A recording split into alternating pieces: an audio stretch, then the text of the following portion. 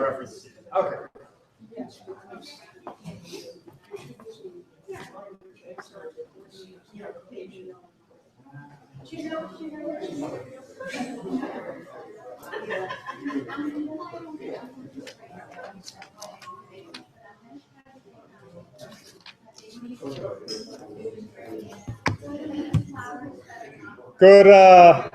Good morning to everyone.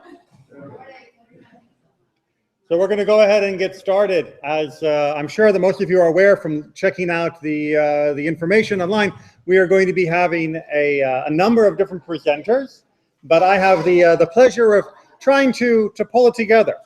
You see, the thing is, although we are going to be talking about different prayers from the morning service, in particular the morning Shabbat service, we'll be having a number of things that are unique to it. The service itself is designed to be a cohesive unit. It's designed to be a process of spiritual elevation and transformation. Oftentimes when we sit down and we open up the Oftentimes when we sit down, with better friction, when we sit down and we open up the Siddur, we feel like the goal is to get through the text. It's what happens when you have a book. The purpose of a book is to start on page 1 and to end on page whatever. And when you have finished the book, you can then say you read the book. You accomplished the task. Yes? Yes. Don't think of the service as a book. That is rule number 1 to understand Jewish prayer. The prayer did not come in a book first. The prayer came from the heart first.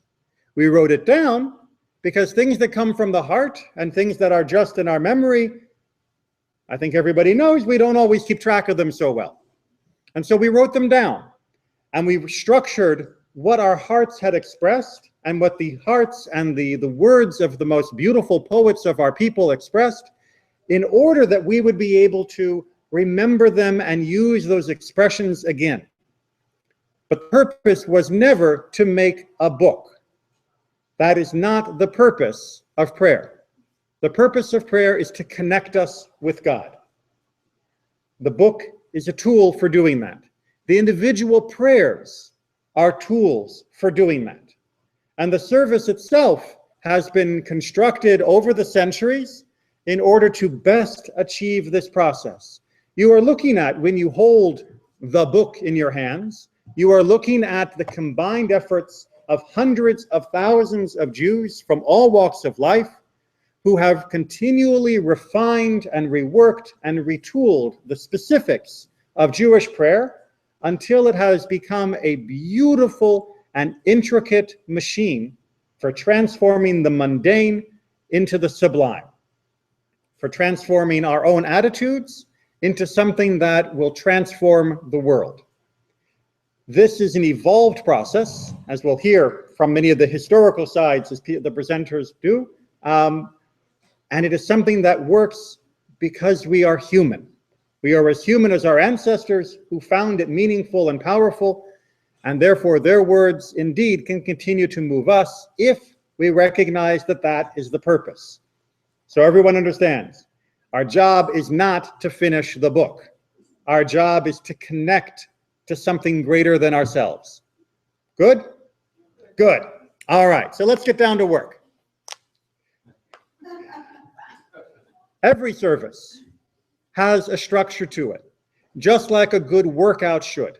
Those of you who routinely work out or maybe remember what it was like to work out, vaguely know that a good workout always has a structure, right? You have a warm-up in order to get the blood flowing, to get the heart moving, to get the lungs processing air properly, stretch yourself a little bit. You're getting ready for the main workout. You hit the main workout, and usually there are a couple components to your main workout. There may be a strength component, there may be a cardio component, and then once you finish the main elements, you have a cool down. Precisely the pattern of the Siddur as well. And they did it before they even knew that there was such a thing as exercise. They just called that working back then. So what do we begin with? We begin with the preliminaries. We begin with the pulmonaries, if you will. We begin with getting the blood moving, our mind moving, our spirit roused from the slumber. And the way we do that is with two main sections. We start off with the section, if you look on page 146, and we will be skimming because going through every single prayer would take much longer than we have. We start off with a set of morning blessings, of morning brachot, or birkot hashachar, the blessings of the morning. Originally, says the Talmud, these were blessings that would be said at each moment of the day during that beginning period that you experienced a particular miracle. The miracle of hearing the rooster crow. That's the first blessing. I know they don't actually translate it that way, but we're giving thanks to God for giving the rooster the ability to distinguish between day and night. So when you hear the rooster crow in the morning, you think to yourself, thank God. Now, most of us who hear our alarm clocks probably don't say thank God when we hear the alarm clock, but this is what prayer does. It transforms how we think of the world. You should be saying, thank God my alarm clock knows when to go off and doesn't go off randomly at 3 a.m. Thank God I have an alarm clock that can wake me up. Right? You got to see it right. You say, thank God that rooster knows when it's morning, because if he had crowed an hour earlier, we'd be having chicken soup tonight. Thank you. I mean, think of the miracle. The bird knows when it's morning. And think of how useful that is for me, that the bird knows when it's morning so that I can get up. That is a gift, not a curse. Not a curse. We go on to think just of ourselves, that we exist. And we thank God for being made in the divine image. We thank God for making us free and not slaves. We thank God for giving us the unique joy and pleasure and responsibility of being a Jew. We open our eyes. We say, thank you, God, for giving sight to the blind. Think about what it would be like if you opened your eyes and nothing happened. Every time you open your eyes and something happens, it is a miracle and a blessing, not something to take for granted, not something to wince because there's light outside. For clothing the naked, when we put on our clothes in the morning, this would be said in the ancient world. For releasing the oppressed, think about how bound we are, wrapped on our blankets, wrapped in our morning stupor. And yet we can return to life day after day. For those who are raising up those who are bowed down, I think we all know our morning posture. Right? When we first get up, we're a little bowed and as straight as we can get. It's a blessing. It's a blessing. We to sustain the universe, you'll see I have better translations of these, but that God has prepared the land upon the water, given us a firm foundation. When you swing your legs out of the bed and put them down on the ground, you're on something. The ground is there like it was the night before. The world does have reliable, dependable patterns that can let us build our lives.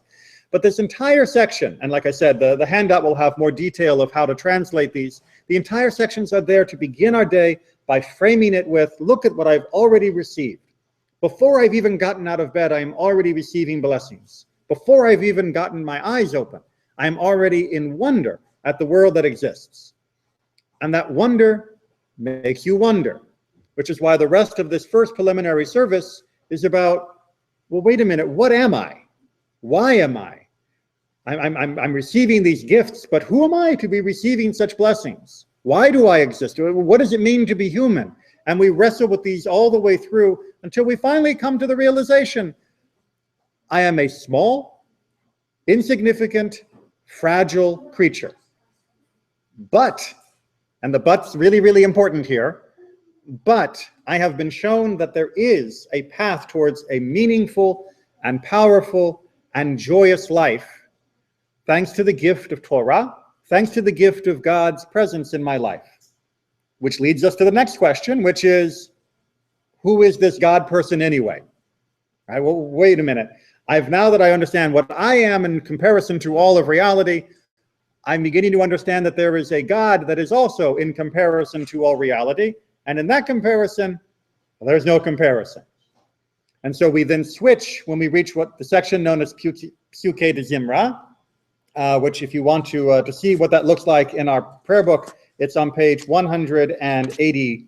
180. We switch to the theme of what is God.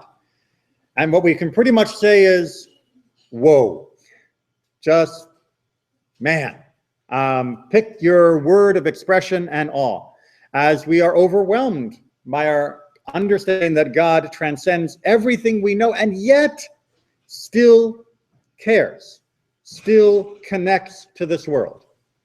So we have this warm-up of what am I? What is God? And when we finally get that straight, then we're ready to do our main service. Then we're ready to do the real stuff that we have been commanded to do, our Shacharit service. Any questions at this point? Wow, that must have been really good an explanation then. Unfortunately, our presenter for the Shacharit prayer that we were going to focus on, Natan Brenner, is taking care of a very important mitzvah, which is taking care of his sick wife and daughter. So he's unable to be here. So you'll please excuse me as I do my best to fill in his stead.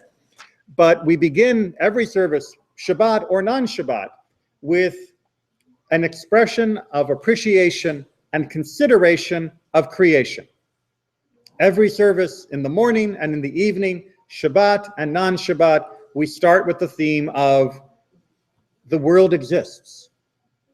And it's amazing. It might be a little surprising for a people that have suffered so much at the hand of the world to think that. For people who have lived throughout most of human history, not just us, but everyone, scraping and fighting the world to force it to give us a sustenance and protection from all the elements. But the world is still amazing. The world does provide everything we need, from the light of the morning to all of the food that we eat and all of the stars that surround us, which is why we turn on page 228 in that theme to El Adon, to this notion of the creation as reflected in the heavens above. Now, El Adon on page 228, you'll notice is an alphabetical acrostic. That is to say, it goes from Aleph to Taf. Each line has the first letter of each line is a letter of the Hebrew alphabet. And that way, we are covering from literally A to Z, everything that we want to talk about, everything that we want to reflect on. Now, hey guys. Adon, however, is asking us to look at the world differently. We're looking up at the stars. We are amazed at their order. We are amazed at their structure. I know that perhaps many of us who have lived in big cities much of our life, or who live in the Sunshine State where it's always cloudy at night, may not realize this, but the stars are beautiful in their order.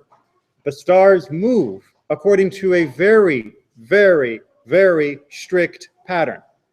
That's why we have constellations, because I can count on the same stars being in the same relative position all the way around the night sky, every night, every year, from before I was born till long after I die.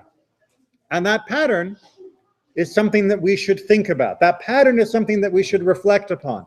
And El Adon tells us that that pattern reflects the intricacies of what God is looking for in the universe, and it reflects the ordering of the heavens, the ordering of the mystical, the ordering of that which is beyond the physical world.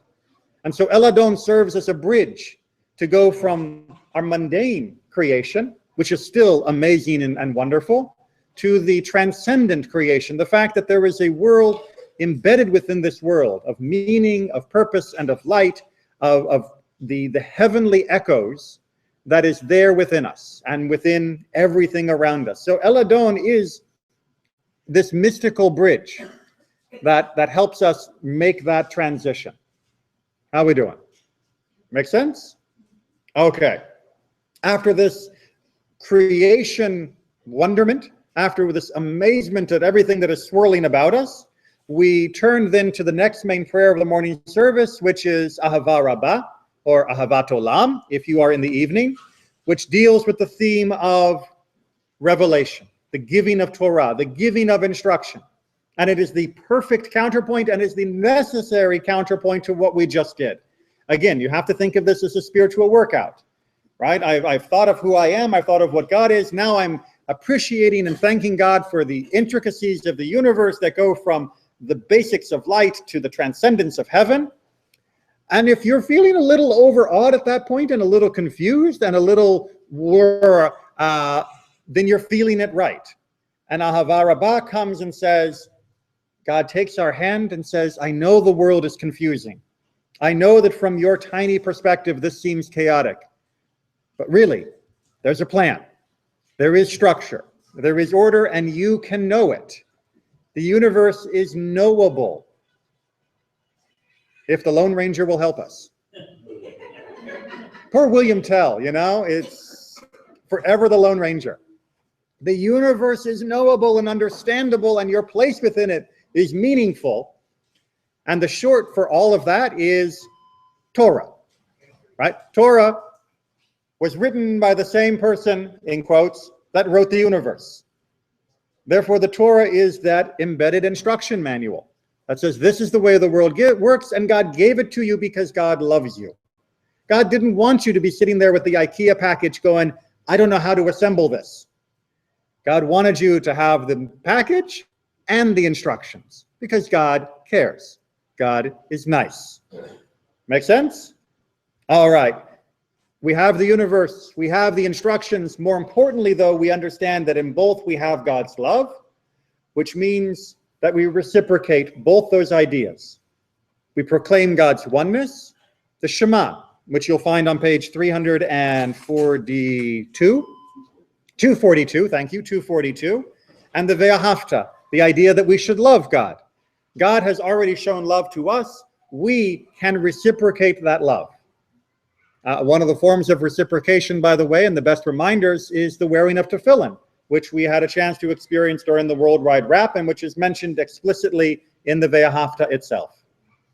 The Ve'ahavta, however, is not the end of this section. If you look on the next 2 pages, there are 2 more major paragraphs that remind us that what we do matters and that what we do needs reminders. They are complementary themes. But most importantly, that leads us to then on page 248, as we begin the last of the blessings of this morning section, where we understand the big picture. We saw the beginning. We see what we're doing now and how we relate to God. Where are we going? What does the future hold? To understand that, we have to understand the redemption from Egypt. We have to understand that God's law is not changing. And we have to understand that it is pointing with a bright red arrow towards redemption. And that's the final prayer of this morning section, to see how it all fits together out of that chaos of creation, beauty, but chaos, out of the order and love that is expressed in the Torah. You add those together, you recognize that our actions matter, and we can see the picture that God has for the world, which is a world without suffering, a world without hate, a world without pain, a world that matches truly the image that God tried to paint for us, the image that is reflected in the stars above us, the image reflected in that ordered creation of harmony and of peace. And that then has us with the big picture. How are we doing? All right? So you can see where you would be mentally at this point and spiritually.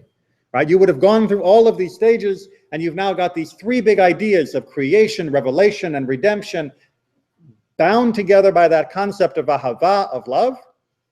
You've got a picture, a map for the world, and an understanding of God. And now you can do the Amidah. And I'm going to pass that over to our next presenter, Bob Kaplan. If you're playing along in our home edition, you'll find the Siddur begins the Amidah for Shabbat on page 255. But Bob is going to be telling us that the Amidah has more facets than just what you'll find on these pages. Okay. Thank you, Ron. Thank you.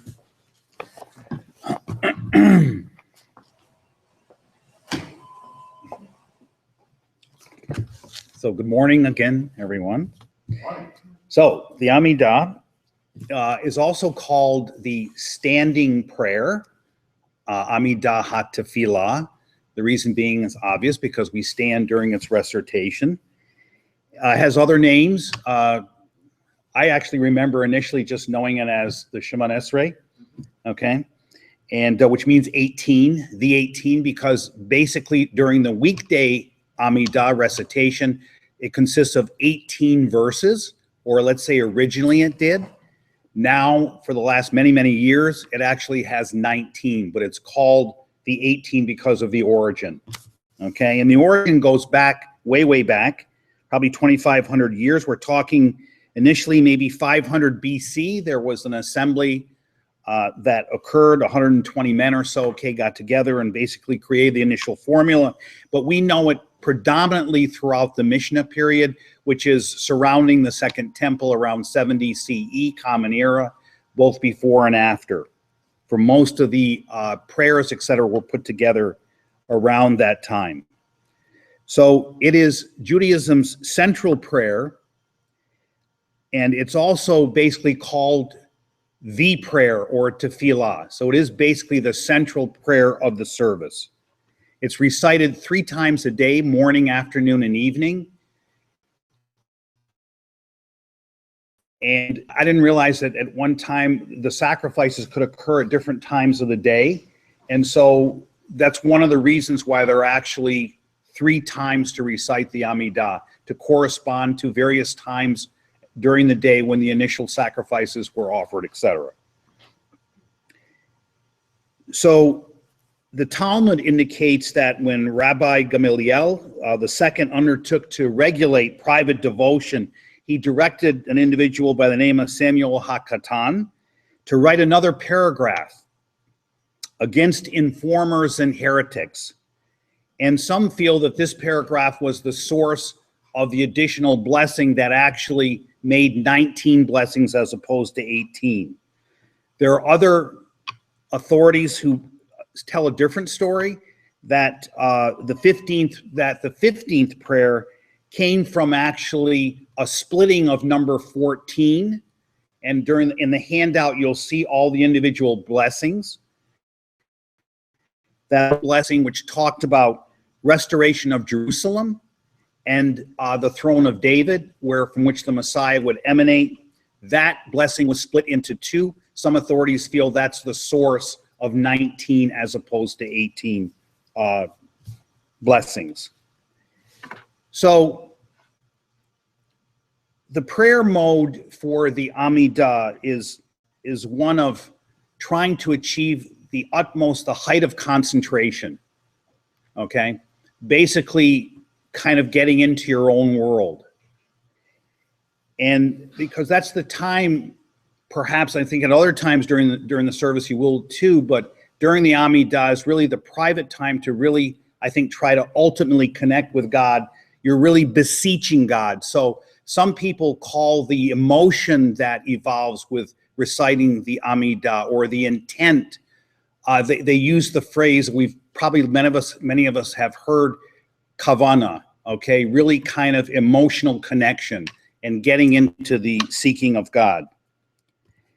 So the modality is standing erect with the feet firmly together. Supposedly, I think that some sources relate that to the angels in heaven, okay, about kind of like the 1 foot type thing of having both feet together.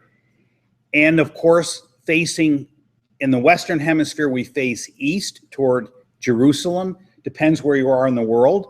If you're in Israel, you face toward Jerusalem. If you're in Jerusalem, you face toward the Temple Mount, etc. And I believe if you were in the Temple Mount, you were facing to the Holy of Holies, okay, at one time.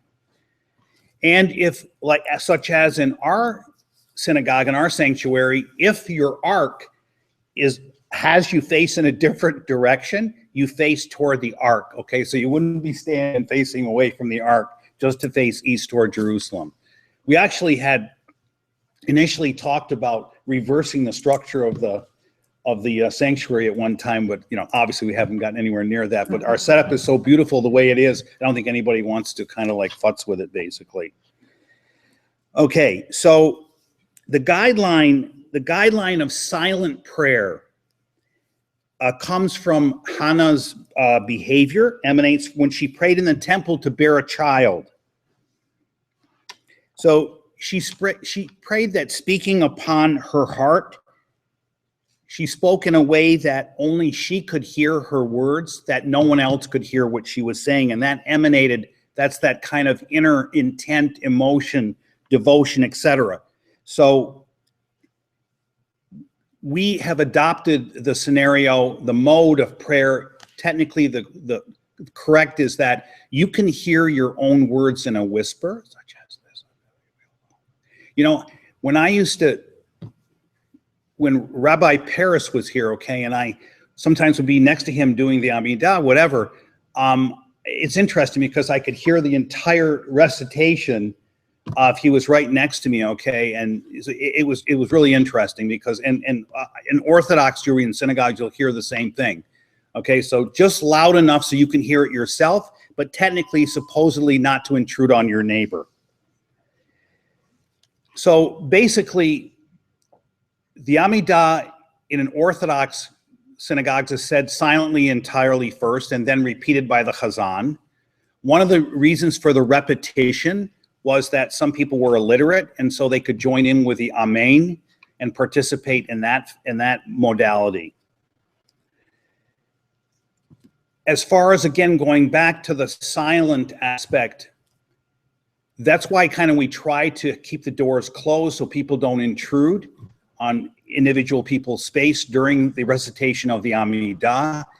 Technically, I think it gets really halachically connected, okay, or I think you're supposed to actually even sit next to somebody who's in the process. In addition, correct me, Rabbi, if I'm wrong, I think in some of the literature, it even mentioned an actual space of like 4 cubits. Okay, cubit is like, 18 inches. yeah, or like less, half a meter or whatever. So 4 cubits is basically 6 feet. Yeah, okay. Yeah, so, you know, that's a pretty good distance, okay, if you will. So I don't know what kind of population they had in their sanctuary, but people were probably spread out all over the place. And of course, the Amidah is not to be interrupted under any circumstances, okay, except for the utmost circumstances. Obviously, an immediate toilet break, okay, or if there's an emergency, et cetera. Otherwise, it's pretty sanctified that, you know, you will be, you know, kind of like in your own world and totally alone during that period.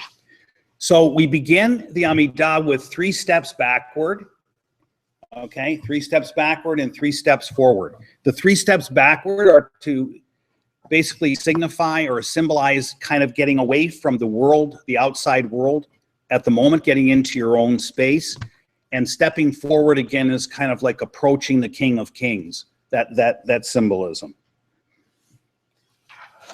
And through the years, there have been several rabbis who have given different interpretation of these 3 steps backward and forward, but the bottom line is, okay, I think the initial presentation, explanation that I gave is probably the most carried through in the literature sources that I looked at. And then there's a series of bows, okay, that occur. There are actually a total of 4 bowing, if you will, during the Amidah. 2 at the beginning surrounding the Avot, and in Temple Israel, we include matriarchs, so it's the emot as well. And the bowing, okay, is basically bending the knee at Baruch, okay, and then going forward, okay, during Atah, and then coming up for Adonai, or for Lord.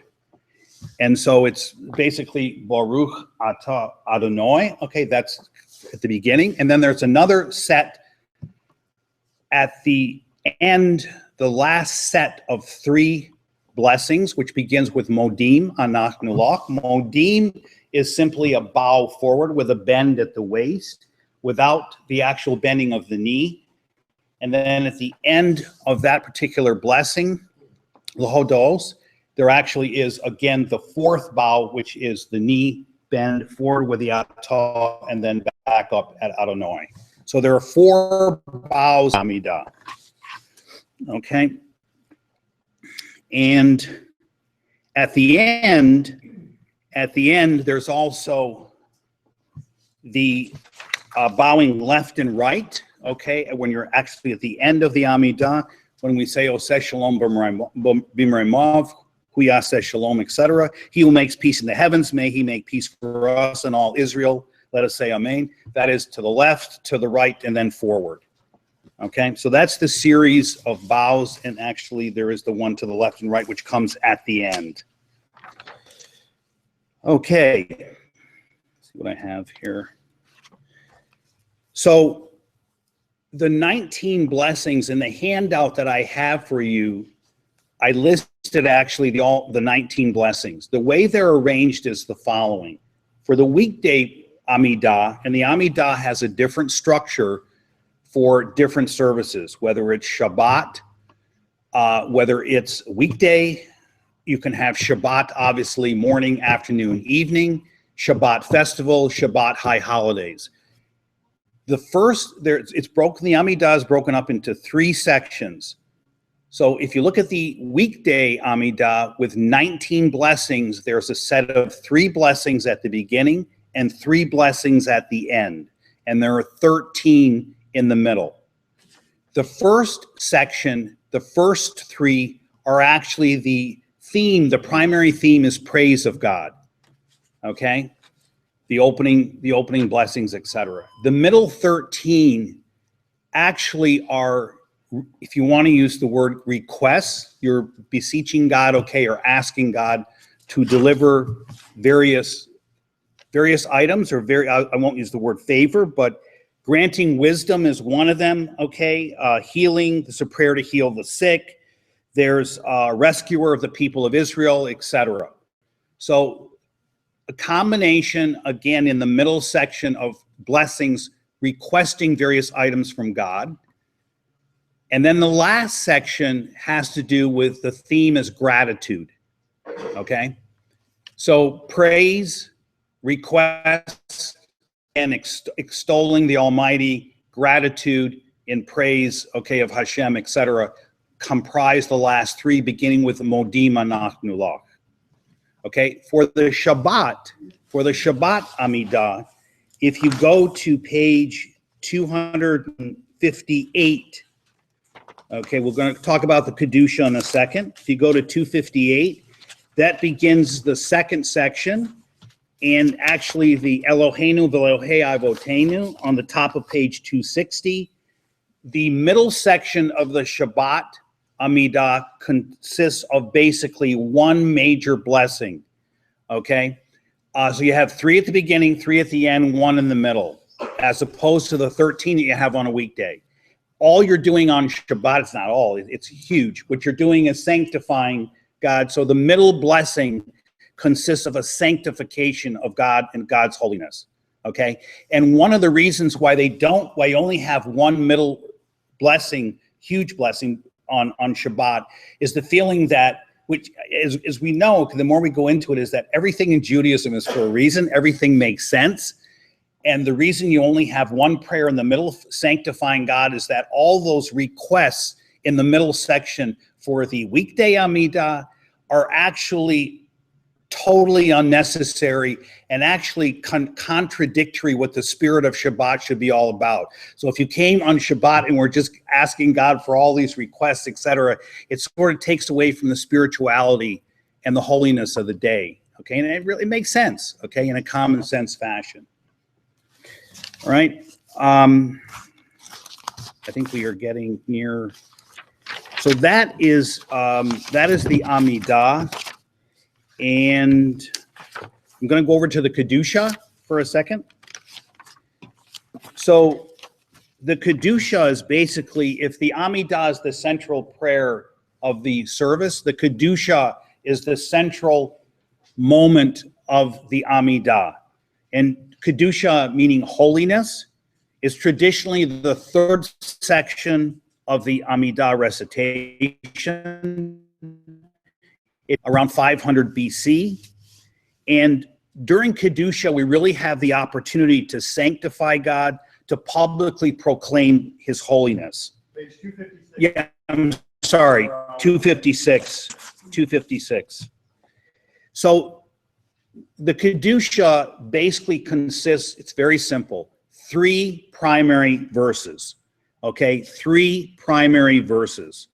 The first, taken from the prophet Isaiah's vision of the seraphim angels surrounding the divine throne, proclaiming the holiness of God. And that's the Kadosh, okay? Kadosh, Kadosh, Kadosh, Adonai Tzevaot, Melech Haaretz Kavodo. Holy, holy, holy is the Lord of hosts. The whole earth is filled with the glory, with his glory, okay? And as we're very accustomed, the tradition is to rise up on your tiptoes during the recitation of the word Kadosh. Holy has various symbolic applications through the ages.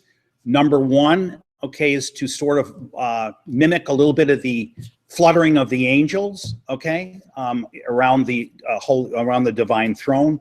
Second is to attempt to lift yourself spiritually as high as possible, okay, up on your toes. And then there are several. Another one is to, even though it's only maybe a few inches, to attempt to get yourself closer to God, to position yourself closer to God by getting up on your toes.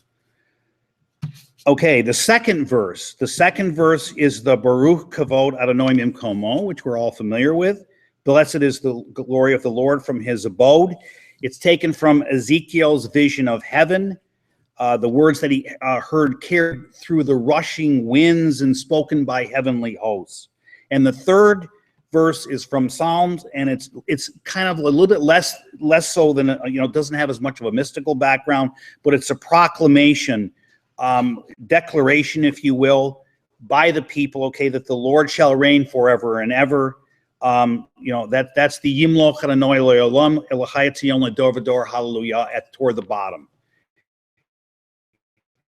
And that liturgy can vary among different communities and during different services, but they all include those 3 verses. For various services can vary with the content, especially the middle part of the Amidah, but what is constant are parts 1 and 3, okay, of every Amidah are essentially the same. It's the middle part that varies from service to service, depending on the occasion, the holiday, whether it's a Shabbat or a weekday, etc. And in closing, I just want to add one anecdotal story about the Kedusha for Musaf.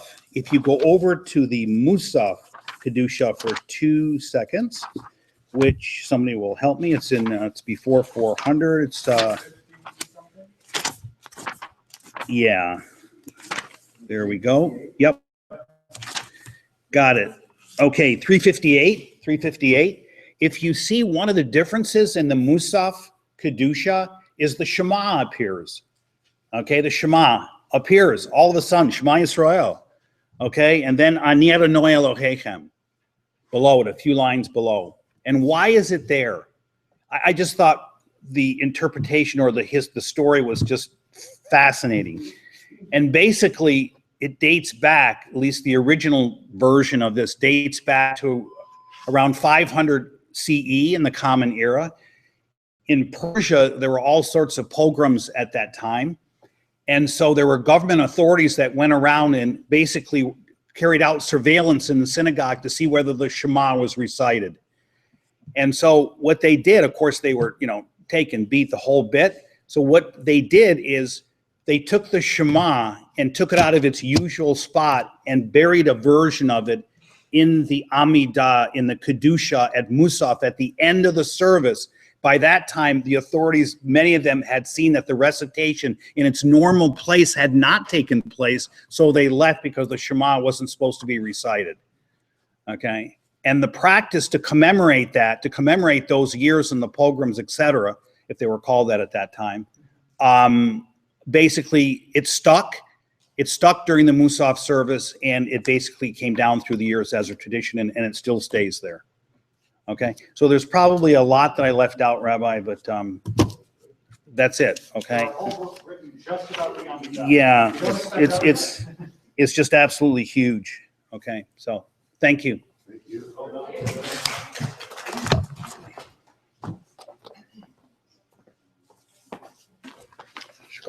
Where's this handout we keep hearing about? In my hand. See, there's a great pedagogical debate, which is if you hand out a handout, people stop listening because they start reading. Because as I was saying before, everyone thinks the book is the important thing. Everyone thinks the handout's the important thing. So we've got a handout with the remarks summarized and a few more bits of information on them, and you'll be welcome to take them so that way you'll have a good cheat sheet to go back to and remember what we have discussed. I'm hoping we'll also be able to have this on YouTube, so you can always go rewatch it if you like. But in the meantime, drink it in. The original services that were done by our ancestors, not everyone would have a book, partly because the prayers were still more spontaneous in their original form, but also just because books were expensive. And so people would be reciting the prayers by memory and by heart, literally by heart. And that made for a very different prayer experience than holding the book in your hands. So where we are in the service now, if you've been keeping track, is we're sort of at the a pinnacle of our spiritual efforts. We went through the preliminaries. Who am I? What is God? We went into the beginning of Shacharit with creation and revelation, the the back and forth of love between us, reciprocity, the reciprocity of love between us and God, and then that ultimate vision of putting it all together towards redemption, which has led us then to have the spiritual power to step into the throne room of God and recite the Amidah. So that's where we are in our service. But we've been talking an awful lot. Yes. I would like to know, I'll ask Bob, I guess, too, in today's world, in modern times, why is the rabbi or the service leader, I guess, not allowed to vary any of these prayers, even if they mean the same thing? Would you like to chime in? First initial comment I would make, and I think I actually forgot to state that, is that throughout, number one, you were invited yourself to put in any personal prayers, any variations, anything that you want to yourself. I don't know, I'm sure you could translate variations to a certain extent, but that would be according to the rabbi, who's the rabbinic and spiritual authority in each shul. So to say what's sort of allowed in common to present to the group as opposed to yourself, which is different. Right. So exactly, the two words you just used are perfect words: allowed and common. So what is allowed? All Jewish prayer. Everybody listening to this. All Jewish prayer is individual prayer. Got that? Every prayer that happens in there is the prayer of a singular individual. We happen to be doing it all in the same room at the same time, but that is almost beside the point. Having a minyan opens up certain prayers we can only say in the community, one of which we're going to talk about in just a moment, which is the Kaddish. But the prayers themselves are the private individual responsibility. And whatever is happening on the bima by the prayer leader, you are supposed to be doing your own version. And your own version, as Bob is saying, should be as varied as it needs to be, as expanded as needs to be, in order to reflect your individual feelings, spiritual needs, and personal condition. Which, yes, technically means the leader at the podium can do their prayer with their own personal experiences, presentation, reflections, etc. But it is uncommon to do so. And it is uncommon to do so because it is a shared common activity at that point. And people take solace in the familiar in the public form. It's not a problem as long as each individual feels there is room for their own personal prayer. But what has happened in the 19th and 20th and still lingering in the 21st century was there was a overemphasis on what was happening on the bima to the exclusion of what was happening in the individual congregant's heart. And so people felt that prayer became stale because what was happening on the bima was the same every day. But the bima wasn't supposed to be it. You were supposed to be it. The bima is there as the guy who's at the head of the marching band, keeping time for everyone so we can all march together, and that's great. But you know what? You're still playing your own song. and you're playing your own instrument. But what happened was that guy at the front is the only person making any noise now, and everyone else felt that the service became stale. If you make your prayer yours, then what the person does in the front doesn't have to change. And in fact, then the constancy becomes quite comforting and familiar, and a good way of keeping the rhythm and the beat. But that's part of the tension. Now, musically, the guy at the front, or lady, can do an awful lot more, hopefully without ruffling too many feathers, and not derailing. One little part that's kind of an aside, and then we're going to move on to the Kaddish, is when you pray continually, when you get into the habit, the routine, there is a certain power that comes from the familiar, that there is a certain potency of, these are the melodies, and this is the way that I have prayed in the past that has moved me spiritually, and therefore I'm going to keep doing it this way because it worked before. That's part of building up a personal spiritual connection and tradition. And it's important to both respect that, as also to recognize that the community is willing to experiment with other things too, simultaneously. I once got in real trouble with someone because I did a different melody for the end of Aleinu, and the congregant was very upset, because for her, the melody that most of you know, the V'nehema, da, da, da, right? She said that's what she remembers standing next to her grandfather singing, and that's what she wants to hear because it makes her remember her grandfather. So it's a very emotional thing, but individually you can make it, and if you're doing it out loud, as diverse as you would like. Please do. So in the service, we have been talking. Who am I? What is God? What is creation? What is revelation? What is this love between us? What is the redemption plan? What do I need to say before God? Finally, we're going to get ready to shut up and listen to the answer. Because God does actually have a pre-recorded message in answer to your prayer. It's called the Torah, right? 3,000 years ago, God gave us the Torah, and when we open the Torah and we read it in light of that spiritual moment that we've been having, in light of what has been on our mind, what we've expressed with our lips, what our heart has opened up, you will find that the Torah, lo and behold, happens to be talking to those issues.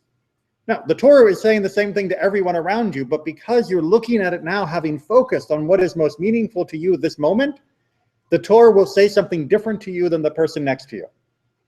And that's why we have the Torah service right after the Amidah. That is God's response to what we have just put before God.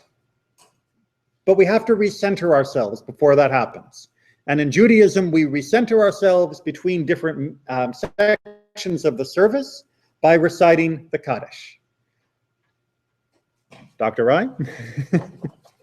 Or is it your honor, Ryan? No, it's lunchtime. You know, At lunchtime. it's on your honor. Harry. After lunch. Barry, you're up.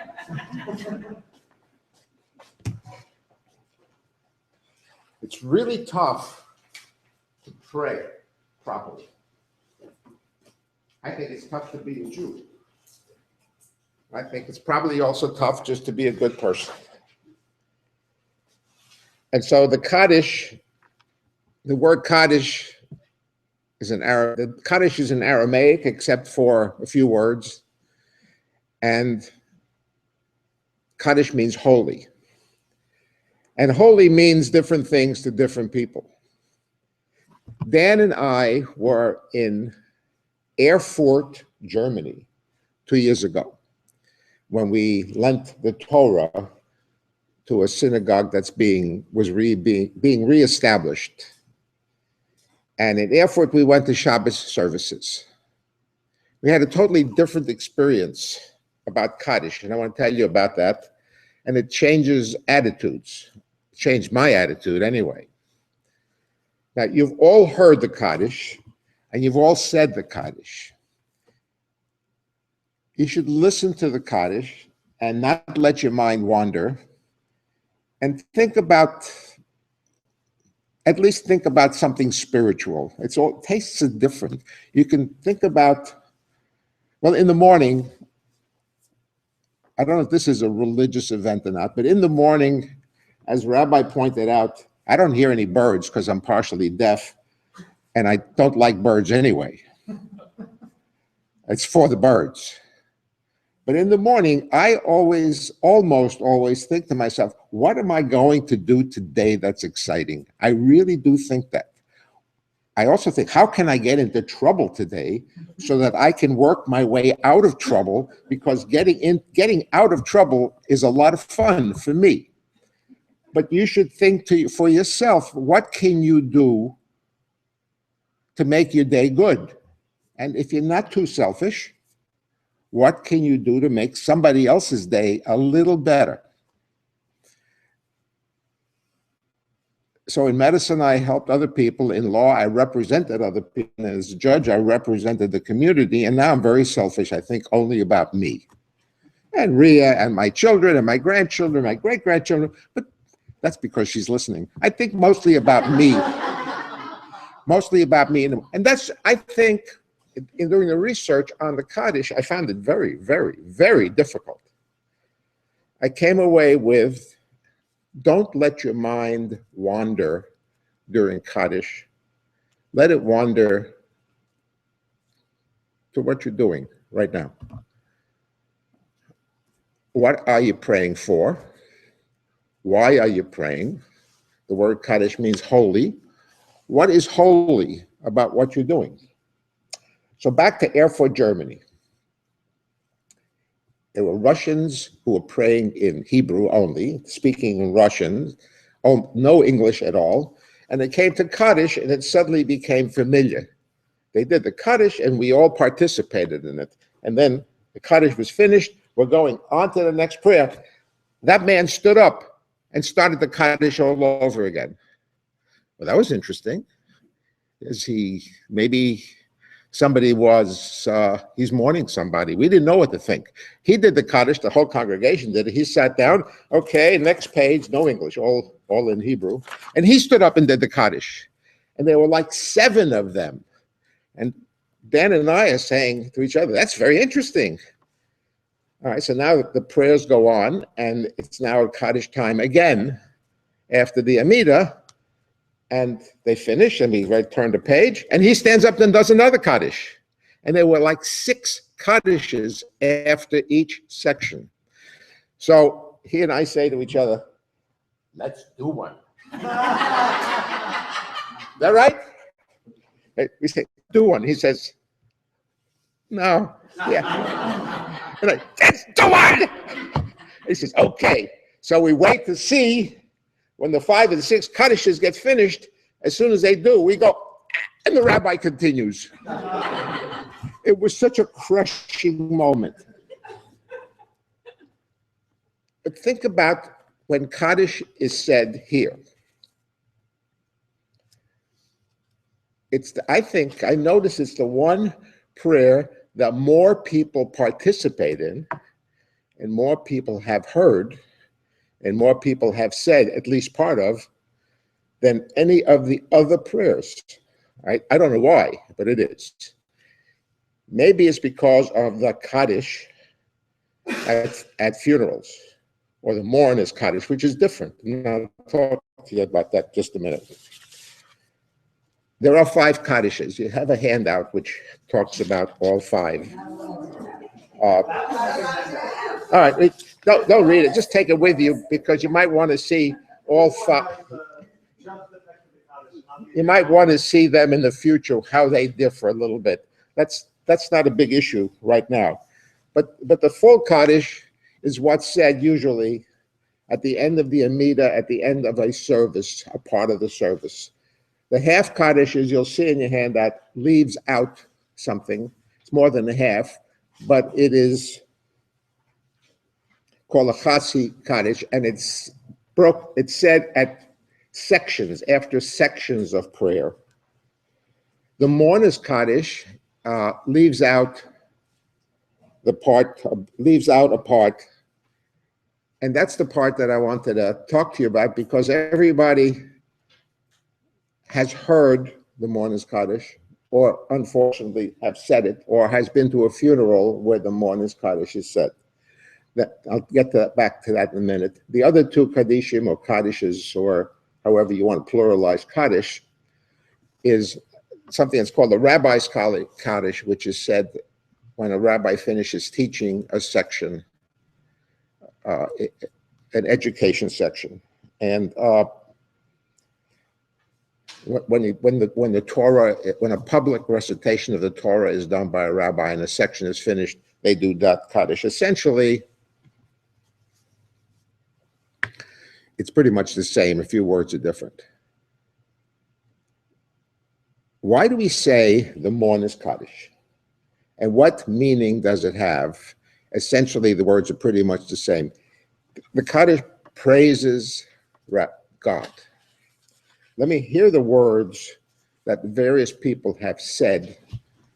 The purpose of the Kaddish is relative to God. Bless God, praise God, hallow God, worship God, acclaim God, honor God, thank God, exalt God.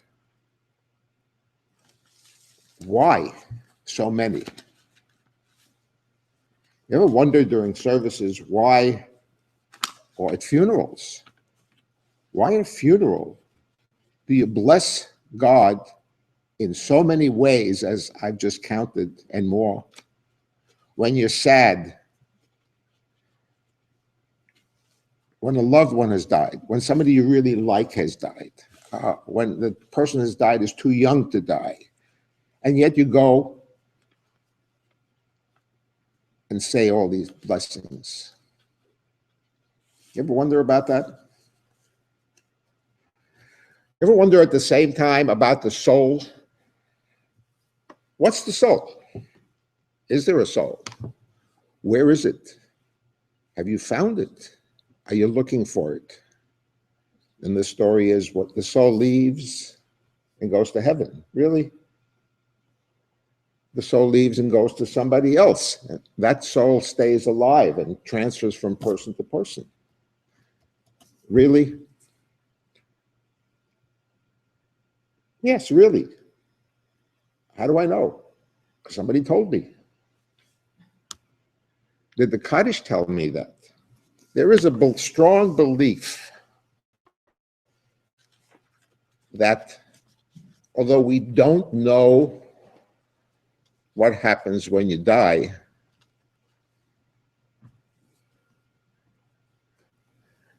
that the person who has died, that soul is talking to the people at the funeral, telling them that all is well and how wonderful it is where they are. With that attitude, that after death for that person, they are in a place of wonderment, that would be a good reason to say the Kaddish with all the blessings, wouldn't it? And so instead of we mourning the person that has died, there is a Jewish, and whether it's all Jews or not, but there's a Jewish belief that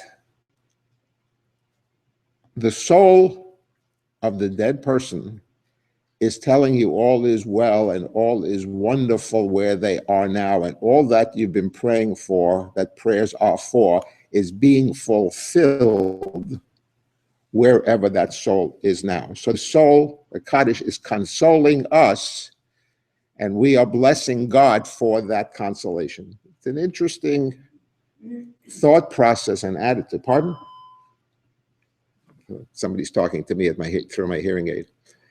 It's an interesting thought process that you might want to think about.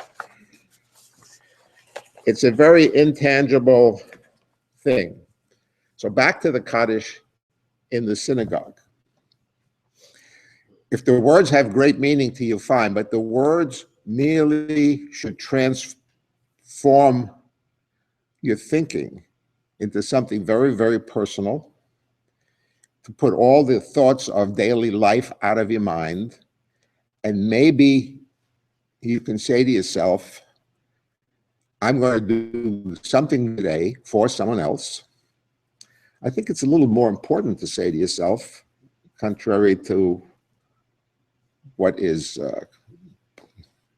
correct thinking, perhaps. I think I'm going to do something very good for myself today.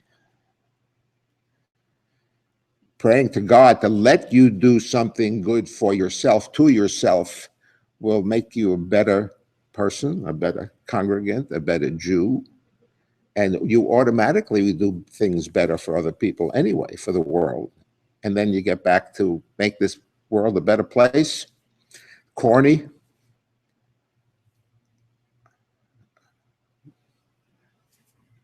It's not corny at this time of election, isn't it? We're looking for somebody that wants to make this world a better place.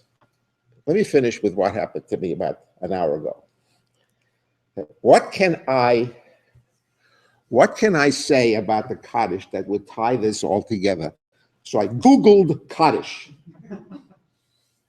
Somebody was with me when I started laughing. I Googled Kaddish, and what came up was two things. One, Kaddish on Amazon. Amazon has taken over a great deal of our life. And the second thing that came up is there are 2 winners and 3 losers from Saturday night's Republican debate. It is time to say Kaddish for those 3.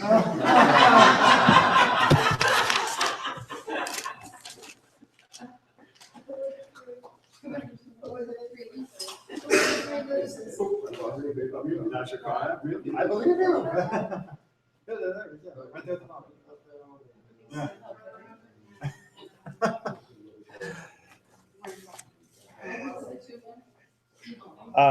Bruch, yeah, questions? Yeah. I was just gonna put an add-on, because Kaddish, when we were talking about holiness, and Rabbi, the word separation comes to mind, okay? And separating again, Havdalah, separation, the week, okay, from Shabbat, etc. And so one of the concepts is in Torah is not just to be devoid, to stay away from all things that are bad, but to kind of get involved with your community and, Right. and live a righteous life, get involved with community service, like you were talking about, etc. So that's kind of, which is interesting. I never really thought of holiness in that manner until doing some of the research for my part of the presentation. Exactly. And, really from the Kedusha, which is the high point of the Amidah, it really drives that idea home, that we are emulating and reaching up to the level of the heavens and the angels, precisely so we can bring that back to this world. Not to escape this world, but to fill our buckets and bring that water back to this world, and to fill our own lives and the lives of those around us. And the Kaddish is this wonderful way of saying, wait a minute, was I getting lost in what I was just doing? Was I, daydreaming too much? What am I actually doing here? And so the words become a mindfulness, a refocus tool to do exactly as Harry was saying, to get us right back on track and focus on what we are doing. And in this point of the service, what we are doing is preparing to receive Torah again. We go through the pomp and circumstance of the giving of the Torah by the way that we open the ark and take the Torah out. But again, our tradition has found another way to help focus us at just that moment, so that we don't just take the Torah out, plop it on the table, and start talking and start reading from it, but that we truly understand what it is we are doing. And for that, Brich Shemay, we are going to look to Daniel Wise. In the Siddur, you're on page 316 in the Siddur.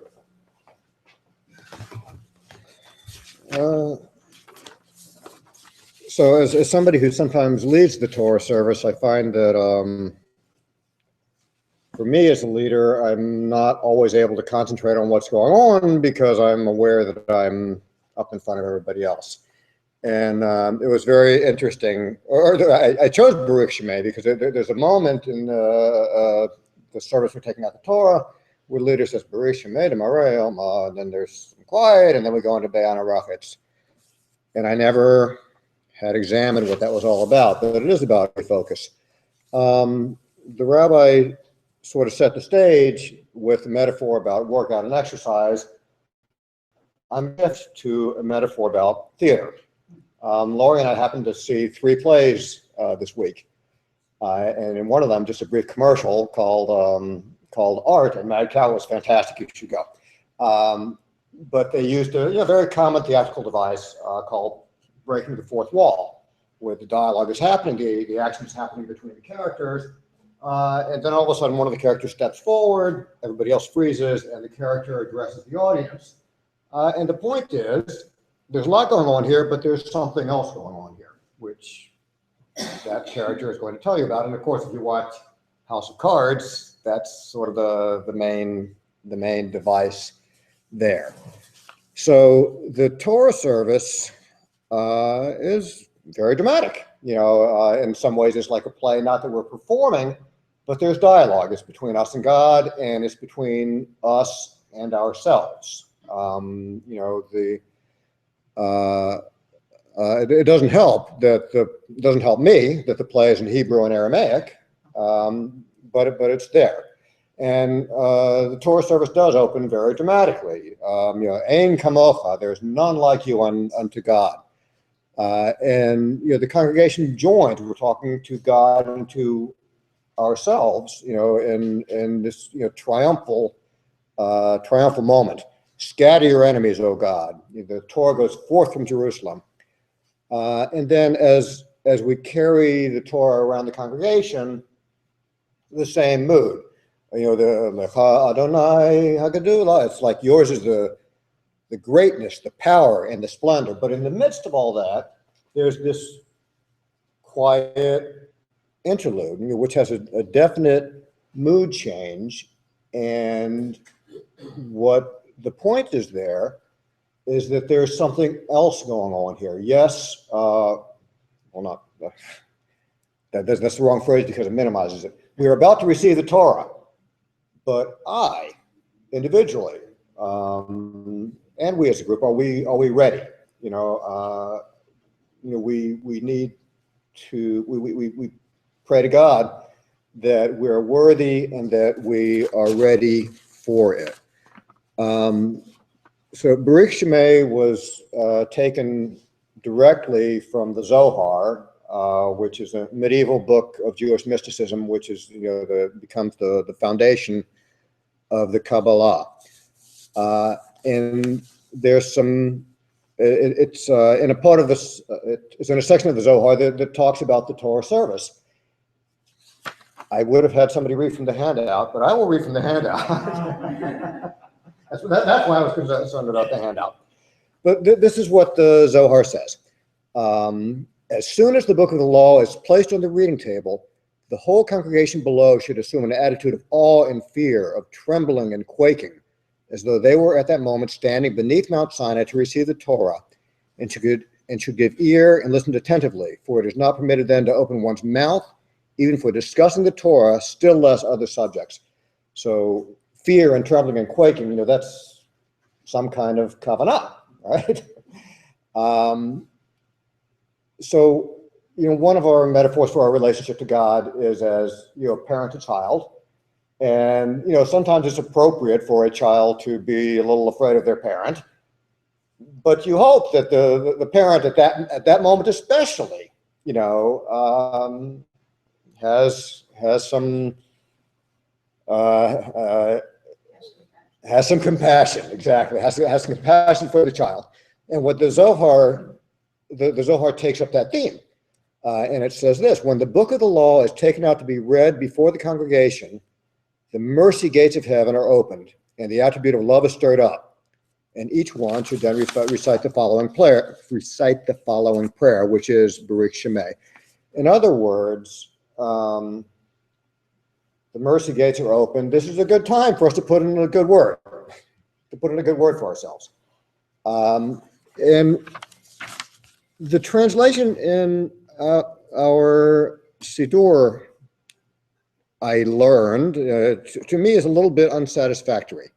Because one of the things that I learned and that I really like about Baruch Shemay is that it's very intimate, and it shifts between communal, what we want for us, and individual. God, this is me. Help me. So I guess, I'll for myself, I split what you find on 317 into 8 different sections, or 8 different phrases, I suppose. Just trying to decipher for myself what is it exactly that we're saying. So it opens up like most of our blessings do. Blessed is your name, Master of the universe, or blessed is your name, Master of the universe. Blessed is your crown and your place. So it opens up with the praise of God. And the second part is communal. It says it asks blessings for the people of Israel.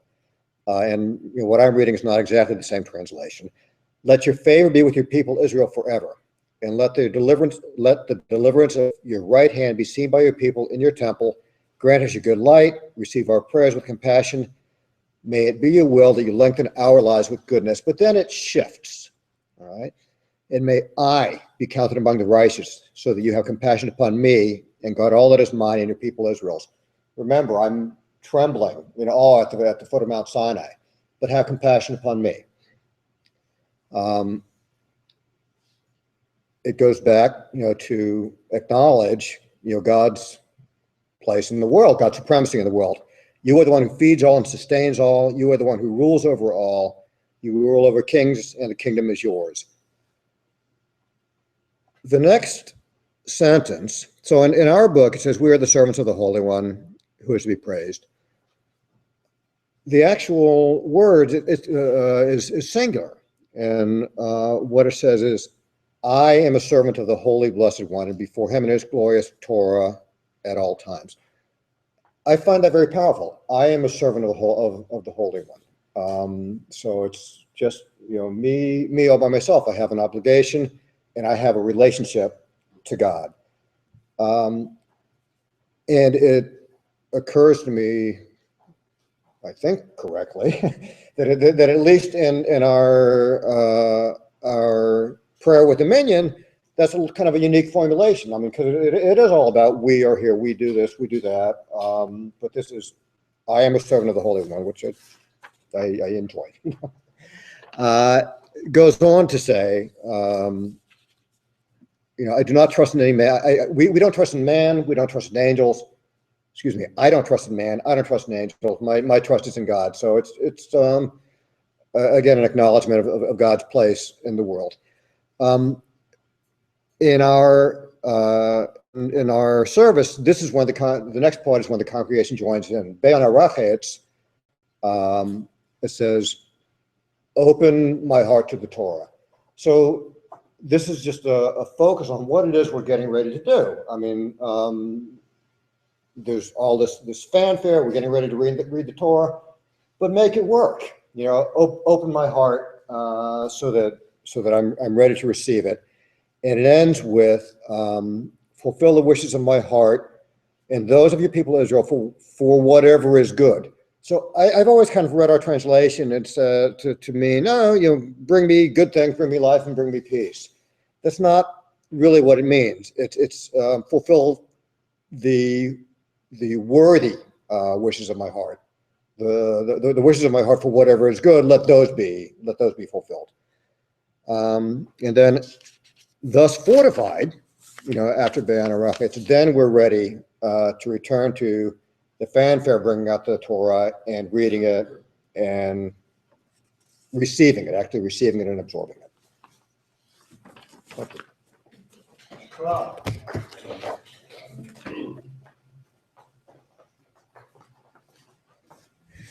So that's it. Thank you for coming. It's a bit abrupt, right? And indeed, we've just finished the last part of the obligatory service. The service finishes on a Monday or Thursday or Shabbat or a holiday with the Torah reading.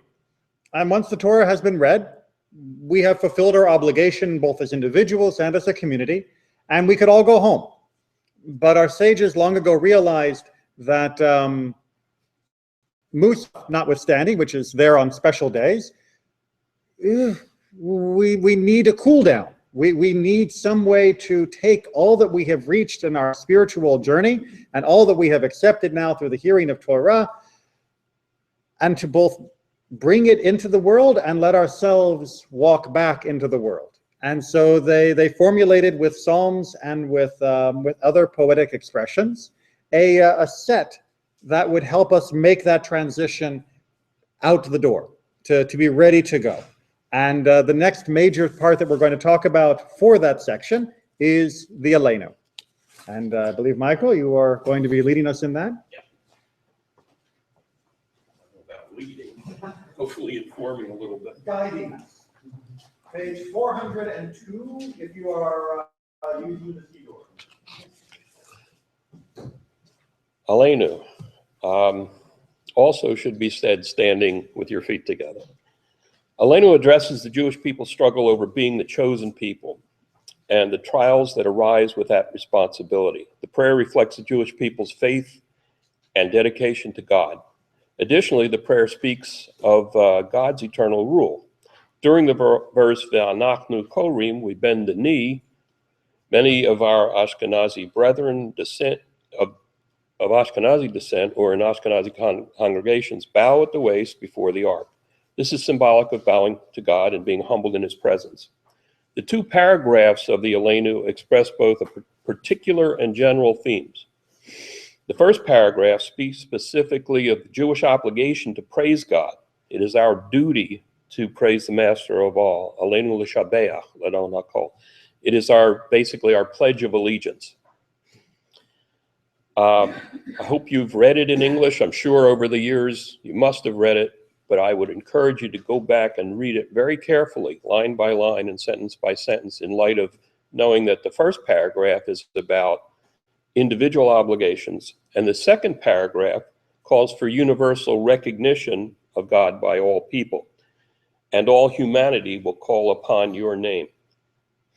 So most of us know the nice song that goes with it, but I have the feeling that we don't always concentrate on the second paragraph very much. So I'd like to just read the translation of the second paragraph for you. And I'll get back to the first one in a little later. The purpose of the second paragraph, as we said, is a call for universal recognition of God by all people. We therefore put our hope in you, Adonai, our God, that we may soon see the splendor of your might as you remove idolatry from the earth and completely cut off false gods.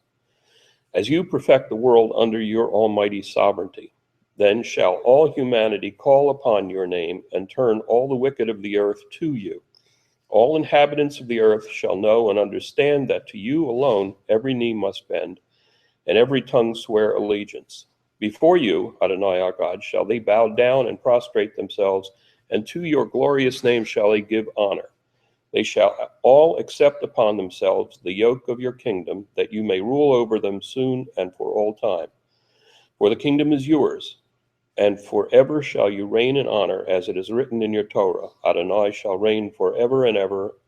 And it has been said, on that day, Adonai shall be one, and God's name shall be one. So the thing to take away from the purpose of the prayer is it's a twofold pledge of allegiance. It's asking, it is restating our own personal obligations to praise God and asking and recognizing that the rest of the world's going to have to do it too someday. As far as the location in the service, for many years, Aleinu has been the concluding prayer of all the services. As the rabbi said, it's a cool down, or it's the end of the cool down period, if you will. One reason for this is that during our prayer, we've asked for the downfall of the wicked. And just in the second paragraph, we asked that God destroy the idols and bring the sinners down. But we therefore conclude with two requests: to see the greatness of the Almighty, and that God should destroy sinners. But what it means is not to destroy the sinners specifically, but rather their sin. Because wicked people are also creations of God, and even they have a chance to repent and become righteous. God doesn't want the death of the sinner. What God wants is for the sinner to do tshuva, to turn around, to turn his sin into mitzvah. Another reason for reciting Aleinu as a concluding prayer is that, and this is an interesting insight into human behavior, is that the concluding prayers that after the service one may come to become complacent, thinking that he's perfect and without sin, since he spent the last 2 hours praying to God and praising God and at such length and with such enthusiasm. The Aleinu reminds us all that we are merely a creation, and in comparison to the Holy One, we're as nothing. We're not nothing, but we are as nothing. So who wrote the Aleinu? Who was the author? There are three opinions, two of which are three opinions. Some say that the prophet Joshua composed Aleinu after conquering Jericho. Being a loyal servant, he wished to praise God and cause the Jewish people to remember that they are different from the nations of the world. After seeing the nations of the world worshiping the sun and constellations, he lifted his hand toward heavens and with great fear and trepidation said, Aleinu l'shabeach. Look, God, how special your nation is. They worship you, not trees and grass and cows and whatever else. Various explanations have been offered as to why they think Joshua composed the Aleinu, why it was Joshua that composed the Aleinu. One was kind of interesting well, they're all interesting, but I just picked this one. The most widely accepted is that the first letter of each of the 4 verses spells out the name Hosea backwards. Joshua's name until God, or that was Joshua's name until it was changed to Joshua. Most scholars, however, credit Rav, a 3rd century Babylonian sage, with writing Aleinu for the Rosh Hashanah service. It was originally written for the Rosh Hashanah service, they say. Rav was the first to institute the Aleinu into the service. Certain phrases, and the proof of that is certain phrases which occur in the prayer, such as the Supreme Sovereign of Sovereigns, the Holy One, blessed be He, are rabbinic phrases and would not have been used by Joshua because he wouldn't have known about them. Well, he might have. But. Scholars also cite the original context of Aleinu as evidence for Rav's authorship of the prayer. It got its start in the Jewish liturgy, as we said, in the opening of the Malchiot section of Rosh Hashanah Musaf, in which Jews declare God to be their sovereign. The entire section of the liturgy is attributed to Rav, including Aleinu. A third opinion is that it was written by the Anshe HaKnesses HaGadolah, the men of the Great Assembly, during the period of the Second Temple. In any case, an argument is made that Aleinu is one of the oldest prayers based on the fact that no mention is made in it of the restoration of the Holy Temple. This would scarcely have been admitted had it been composed after the destruction, so that kind of placing it somewhere early in the Mishnaic period. There's a lot of controversy in the history of the Aleinu. I'm sure many of you understand that there has been a line that's been controversial, that's been taken out and put in, and I'll explain that a little bit. Aleinu l'shabeach has a remarkable history that in many ways parallels our history as Jews. It became the cause of slanderous accusation and persecution and was edited through fear of official censors. Bob made mention of the use of the Shema in the Musaf Amidah because it was forbidden. Well, the same censors, maybe at a different time, recognized this one verse in the first paragraph of the Aleinu as, I'm getting ahead of myself, but as a slander against Christianity. Because of these, they didn't recognize it, they interpreted it. Because of these multiple,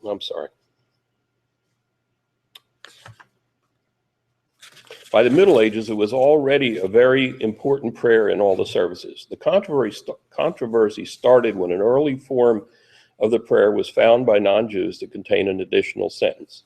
So right after the verse it says, V'gor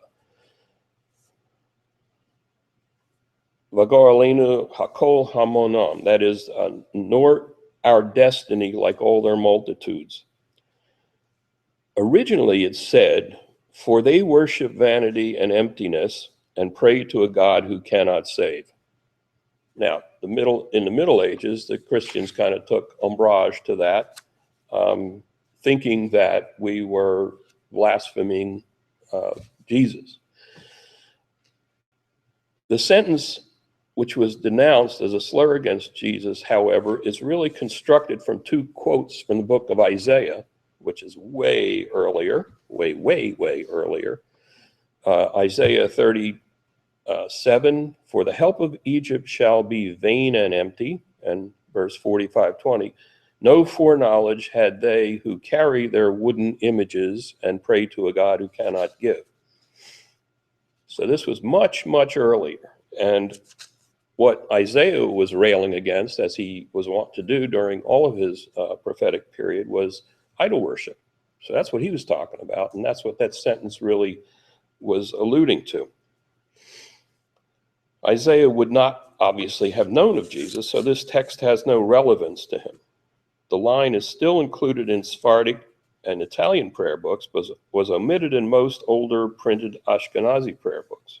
In some older editions of our rite, some in around 1560 or so, those prayer books left a blank space between verse 6, as we know it, and verse 9, in which you could write in by hand the offending verse if you wanted to, or not. It was up to you. It's kind of a do-it-yourself Aleinu. In many current Orthodox Sidurim, the line has been restored and the practice of reciting it has increased. Some say it, some don't. If this were not enough of a problem for the early Middle-aged Christians of the Middle Ages, there was the unfortunate custom, and I never heard of this, of spitting when this line was read, based on the double meaning of the word varik. Reek would mean emptiness, or rok, spittle or saliva.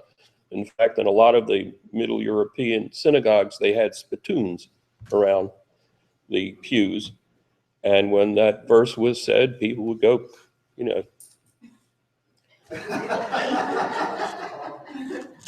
it was a custom. The anti-Jewish author Johann Andreas Eisenmenger interpreted the spitting as an additional insult to Christianity. So not only did we rail against the God that cannot save, but we spit when we said it. This too was refuted when it was pointed out that the practice of spitting was directed toward those who worshiped idols during the days of Joshua and Isaiah, who later said they pray to a God that cannot save. Hence, the habit of spitting was a sign of contempt for those early idol worshipers. Careful what you do. Okay, let me talk a little bit about the style of the prayer. The style of the Aleinu is that of an early piyut, or hymn, a composition of short lines, each comprising about 4 words, that is the first paragraph, with a marked rhythm and parallelism. Additionally, nearly all Reformed congregations have eliminated the verse. That's what we said that already. Modern authors have also continued to revise the difficult language of Aleinu, the literary style.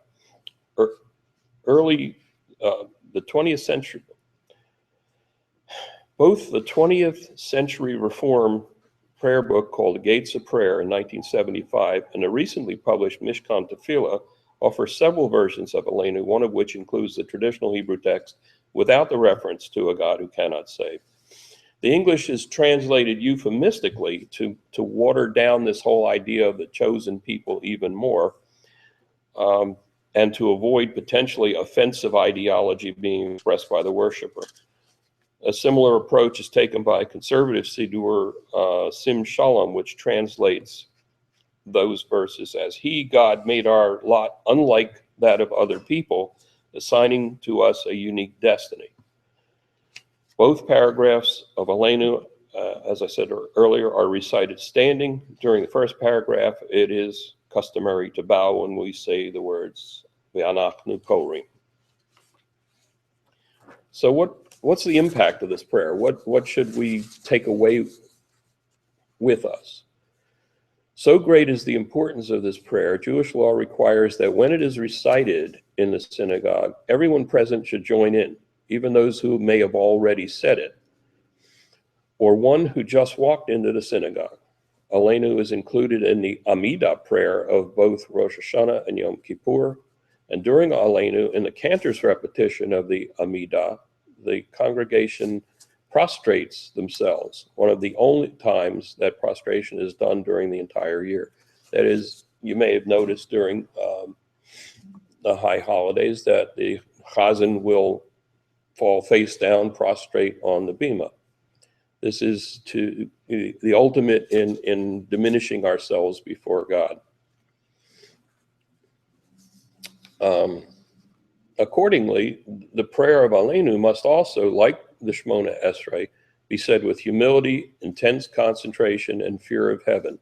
One should always try to have special kavanah when saying it. There's a lot more to the prayer than simply ending the service with a pretty song.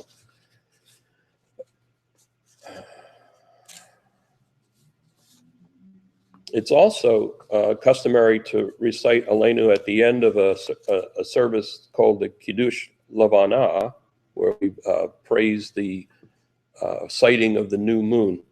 And why do we say it? And on the Bris Milah. On Kiddush Lavana, the Mishnah Brewer points out that we say it lest people think that we're worshiping the moon when we joyously go out to greet it. And we recite the prayer which closes with Ein Od, saying that the Lord is God in the heavens above and upon the earth below. There is nothing else. Reciting it at the conclusion of the Bris Milah is to signify that the youngster is no longer Kegoyeh ha'aratzot, like the nations of the earth, but has entered the covenant of the Jewish people. I had lots of references, which you'll see in the handout. I think I have in the handout. But anyway, My Jewish Learning, Jewish Virtual Library, even Wikipedia. There's a great website called aleinu.org, which is really interesting if you want to go in depth. And that's it. Thanks for listening.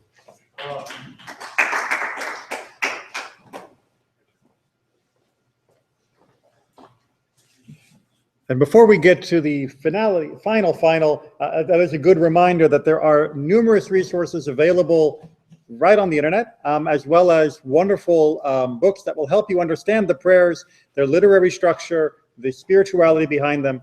There's a great series called My People's Prayer Book, which looks at different parts of the service in great detail and depth. We have, which one's that? I can't. To Pray as a Jew, also as a wonderful thing. Encyclopedia of Jewish Prayer. We have many resources because prayer is meant to be learned and understood, not just recited. Which brings us to our end. Adon Olam, which is a beautiful poem that was written probably about 1,000 years ago. We're not entirely sure. And it has become part of the conclusion of many services for about the last 500 years. Adon Olam was originally written so people would have something to sing while they took off their talit. That's a joke. Adon Olam was written in order that we could reach a sense of completion and full circle from where we began. If you remember, way back when I started, we talked in the preliminaries about who am I and what is God. Adon Olam does what is God and who am I. And it brings us back to that personal feeling of completion throughout the entire service. Page 412, if you're looking in the Siddur, and there's a slightly better translation in the handout than what you get in the Siddur. And please do get another Siddur than just this one. Get 2, 3, 4 Siddurim. Don't just read one translation. If you can learn the Hebrew, even better, because the poetry of the Hebrew is really hard to capture in the English. But multiple translations will at least help you get part of the way of getting that. So Adon Olam begins by telling us that God is before and after everything, and that we are swimming in this enormous universe, but we are swimming in the hands of God. So by reassuring us of what God is, and then knowing that our place is in God's care, we can finish with the line, I will have no fear. Adonai li velo ira. It's taken from Psalms 118.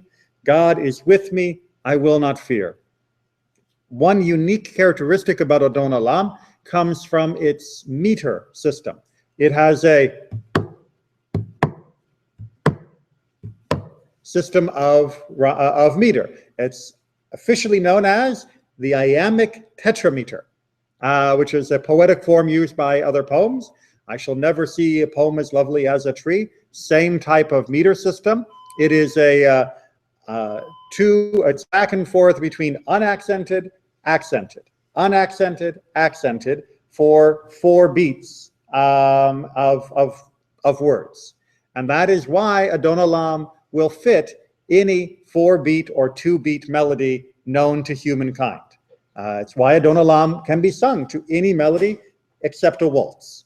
You can't sing it to a 3-beat waltz, but you can sing it to any 4-beat melody you can come up with. And this rhythm is not just to make it easy to sing to, it's also a very important feeling that is, comes, because those of you who have medical training, what's this? The heartbeat, exactly right. The Adon Olam, the rhythm of its very words mimics the rhythm of the heart. And it is this final conclusion of putting it in our heart, taking strength, and leaving with that sense of peace and completion for the conclusion of the service. That's how we pray.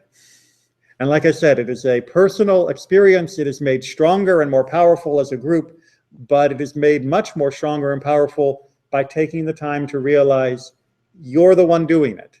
And the purpose is not to finish the book. The purpose is to connect to God. Take care. Keep learning. Thank you, Alex. Just one more word before you leave. Handouts up here. Yes.